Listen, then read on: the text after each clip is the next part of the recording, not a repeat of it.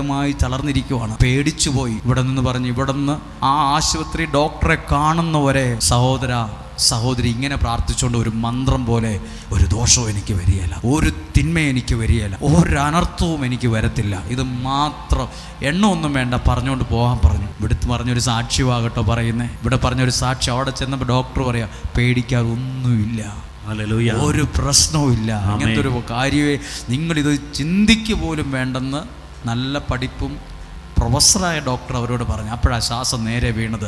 ഈ പ്രാർത്ഥന ഭയങ്കര ശക്തിയുള്ളതാണ്.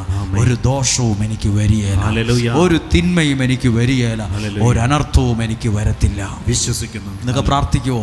എല്ലാ പ്രാവശ്യവും, ആരും പറഞ്ഞിട്ടല്ല, വണ്ടി ഓടിക്കുമ്പോഴാണെങ്കിലും ഇതൊന്ന് പ്രാർത്ഥിച്ചു പോക്കും, അല്ലെങ്കിൽ ബിസിനസ് ചെയ്യുമ്പോഴും പ്രാർത്ഥിച്ചു പോകും, ഒരു നല്ല കാര്യത്തിന് പോകുമ്പോഴും ഇത് ഒരു ദോഷവും എനിക്ക് വരികയില്ല, ഒരു തിന്മ എനിക്ക് വരികയില്ല, ഒരു അനർത്ഥവും എൻ്റെ പിള്ളേർക്ക് വരികയില്ല.